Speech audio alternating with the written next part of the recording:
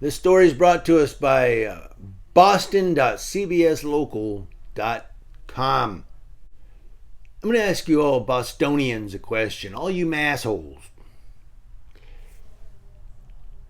Do police departments in the Boston area hire law enforcement officers from the mob?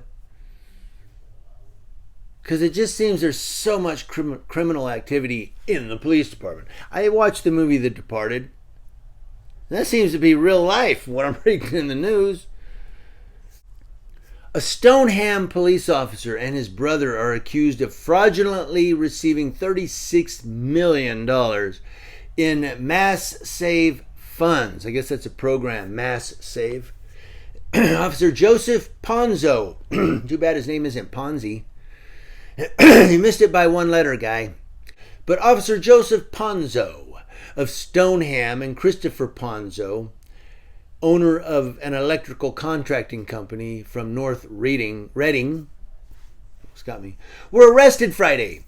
According to U.S. Attorney for Massachusetts, Rachel Rollins, the brothers conspired to bribe an employee at a Mass Save lead vendor company in exchange for Mass Save contracts. WBZ legal analyst Jennifer Roman said the associate here is sort of an unnamed individual, most likely because they are cooperating with the police and they are essentially a snitch. But to call a guy a snitch, hey, I don't know, well, he's involved, right? He's an associate. So I guess he would be a snitch. Hey, you know what? It's better than serving 40 years in prison. I guess you can't do that, right? I don't know. I'm kind of confused by this. Again, I'm not an entrepreneur or any type of business owner. But I guess you can't pay these guys to, I don't know. Because it sounds like they were paying the Mass Save guy to get them business, help them complete the project. And I don't know. That's not right. The WBZ I-Team has been digging into Officer Joseph Ponzo for months. WBZ learned that 2019, while Ponzo was serving as the president of the Stoneham Police Union, he was under investigation for stealing union money. There we go. Now we're into some real crime. In a letter, the district attorney's office called the allegations that he stole $23,000 very serious, but ultimately they did not charge him with any crime.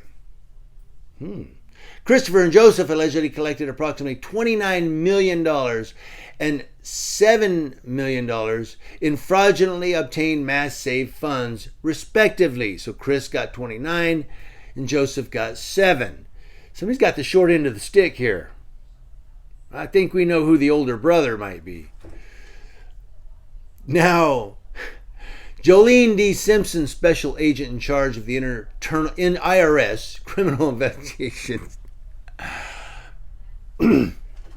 Now, Jolene D. Simpson, special agent in charge of the Internal Revenue Service's criminal investigations in Boston, said the fact that a member of law enforcement who pledged an oath to protect the community allegedly abused this program as a get-rich scheme is particularly reprehensible.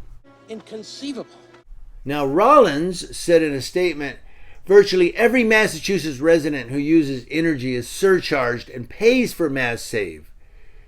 These payments are mandatory and amount to hundreds of millions of dollars. Defrauding the Mass Save program for millions of dollars means we are all left paying the bill. As we allege, these defendants, motivated by greed, orchestrated a corrupt scheme to line their pockets with money fraudulently obtained from honest paying energy customers. So they have to raise the rates and the customers have to pay the higher rate. So yeah, they're cheating the public. Both brothers were indicted on 1 count of wire fraud conspiracy and 12 counts of wire fraud. They were arraigned in federal court and sent home.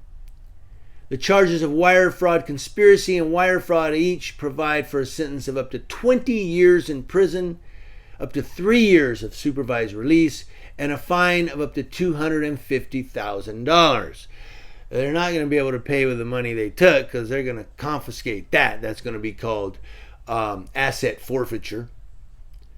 Mass Save is a Massachusetts public-private partnership created to help consumers get energy improvement work on their homes. Utility companies select vendors, and the contracting work is performed for free or at a reduced cost to the customer, is paid for by the vendor with Mass Save funds. And here these guys were taking the funds fraudulently.